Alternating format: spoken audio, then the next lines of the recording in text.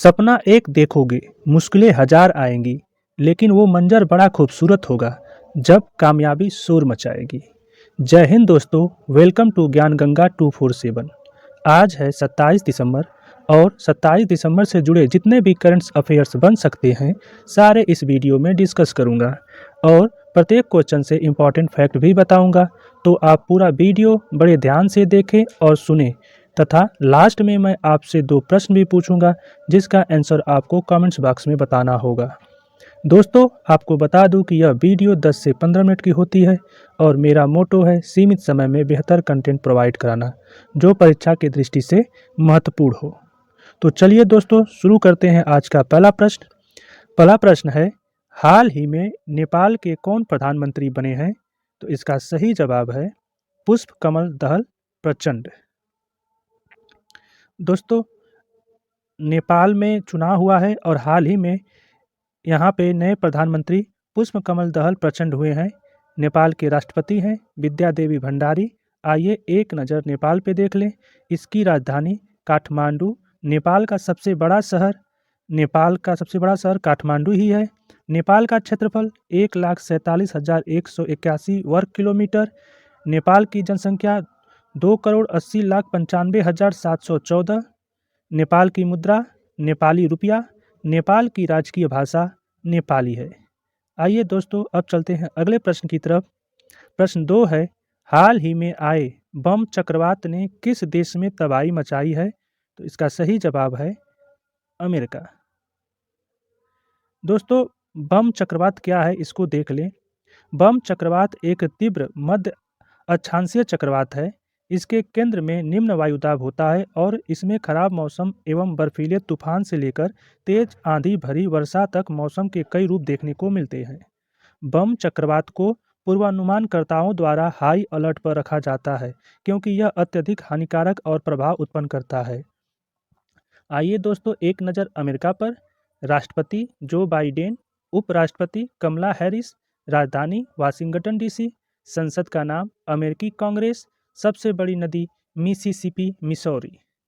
अगला प्रश्न है, निम्न में से किस ऑनलाइन प्लेटफॉर्म ने भारत की जीडीपी में 10,000 करोड़ का योगदान दिया है? तो इसका सही जवाब है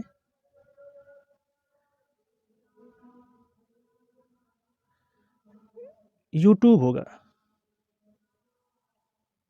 यूट्यूब।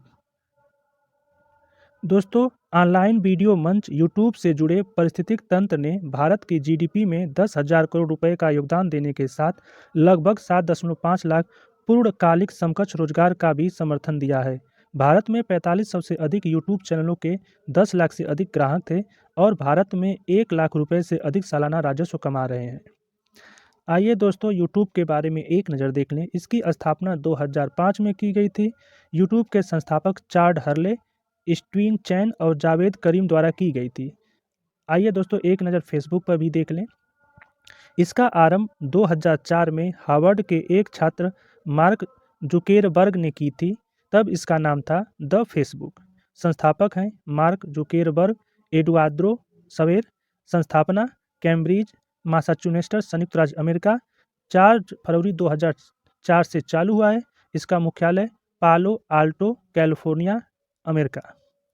नेक्स्ट प्रश्न है, इनमें से किस फुटबॉल प्लेयर को 2022 के लिए BBC sports personality of the year से सम्मानित किया गया है? तो इसका सही जवाब है वेथ मीड। दोस्तों, English football player Beth Mead को 2022 के लिए BBC sports personality of the year से सम्मानित किया गया है। वे टूर्नामेंट के खिलाड़ी और यूरो 2022 में शीर्ष स्कोरर थी। वेथ मीड ने वेम्बली में फाइनल में जर्मनी को हराकर इंग्लैंड की पहली बड़ी महिला फुटबॉल ट्रॉफी जीती। एक नज़र इंग्लैंड के खिलाड़ियों पर। वेम्बली फाइनल में वेथ मीड ने 8 बार चैंपियन जर्मनी को 6 गोल और 5 असिस्ट के साथ हराया। 1966 के बाद पहली बार इंग्लैंड ने अपनी पहली प्रमुख ट्रॉफी हासिल की। इंग्लैंड के दूसरे क्रिकेटर बेन स्टोक्स और शीतकालीन Olympic curling champion Eve Muirhead तीसरे स्थान पर रहे। 7 बार के snooker world champion Ronnie O'Sullivan, gymnast Jessica Gadirova जिन्होंने फ्लोर टाइटल जीता था। 1500 metre athletes world champion Jake Wightman को भी पुरस्कार के लिए चुना गया है। दोस्तों, आप लोग वीडियो को लाइक, शेयर और सब्सक्राइब किया करें। नेक्स्ट है, निम्न में से किस राज्य के उपराज्यपाल मनोज सिन्हा ने 3 नई योजनाओं की घोषणा की है? तो इसका सही जवाब है जम्मू कश्मीर।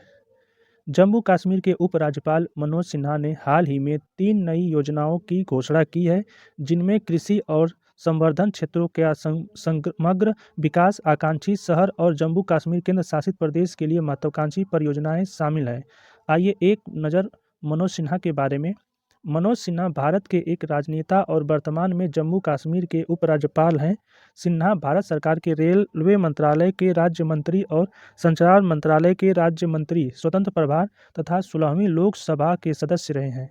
वे भारतीय जनता पार्टी के सदस्य हैं और गाजीपुर लोकसभा निर्वाचित क्षेत्र का प्रतिनिधित्व करते रहते हैं। नेक्स्ट क्वेश्चन है आपका,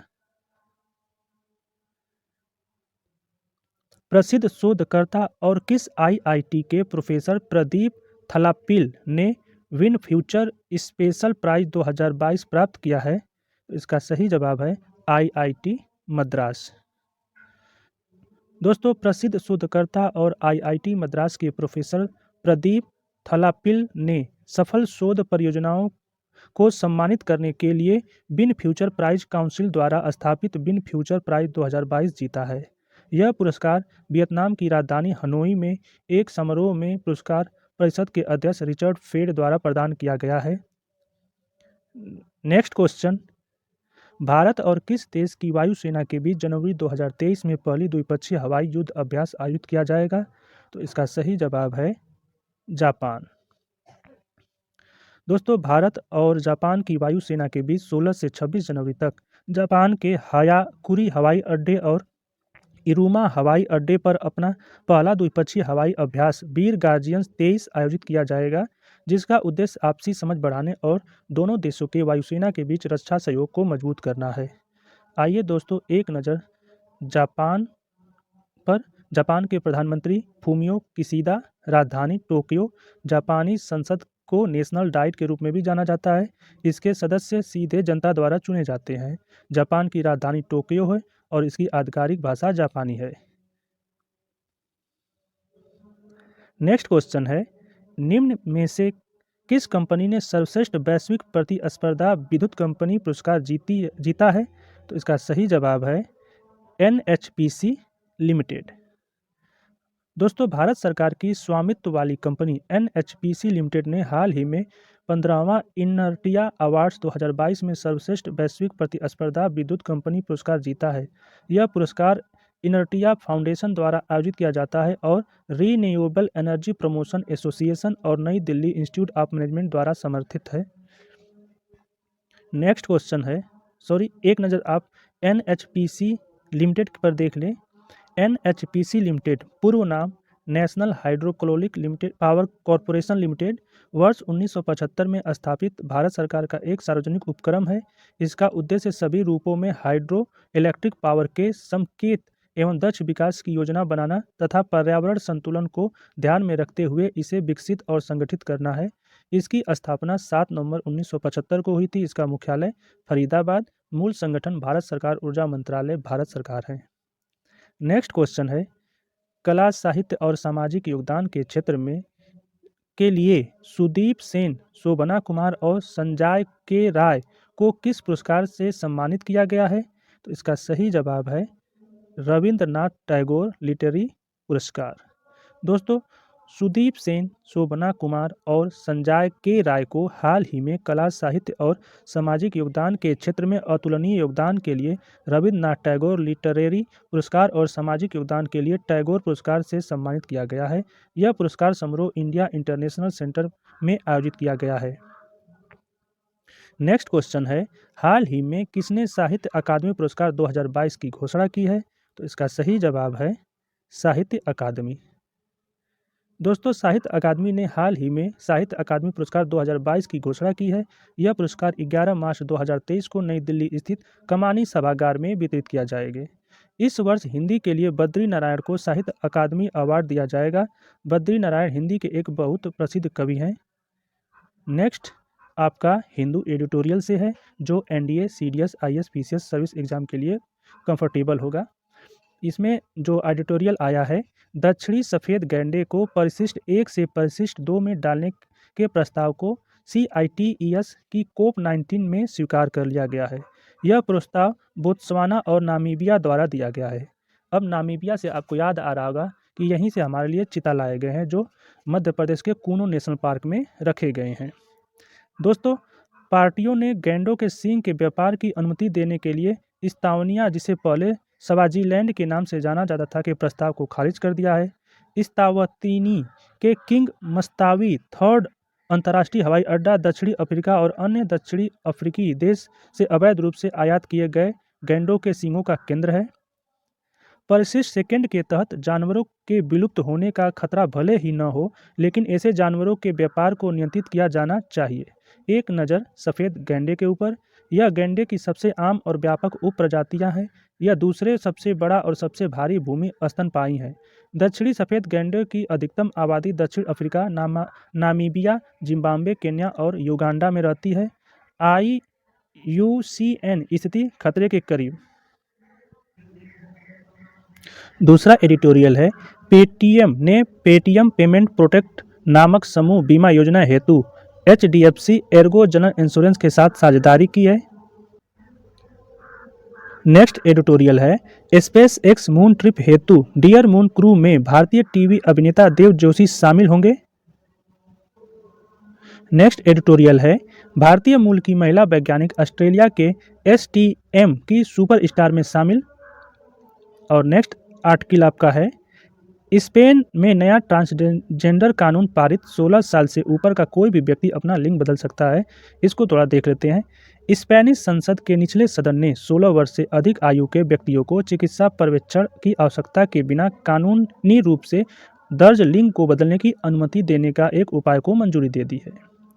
केंद्र वाम गठन सरकार द्वारा तैयार किए गए कानून के अनुसार 14 से 16 वर्ष के आयु के नाबालिगों को उनके माता पिता या कानूनी अभिभावकों के साथ होना चाहिए और 12 से 13 वर्ष के बीच के लोगों को स्थानांतरित करने के लिए न्यायाधीश की अनुमति की आवश्यकता होगी। यानी यदि कोई भी 14 से 16 वर्ष का आयु का कोई भी नाबालिग बालक है, तो उसको लिंग परिवर्तन के लिए उसके माता पिता की अनुमति और 12 से 13 वर्ष के जो युवा होंगे उनको कानूनी रूप से न्यायाधीश से अनुमति लेने की आवश्यकता होगी। अब दोस्तों, आज का प्रश्न, ब्रिटिश पीएम ऋषि सुनक ने हाल ही में किसे अपना एथिक्स एडवाइजर नियुक्त किया है।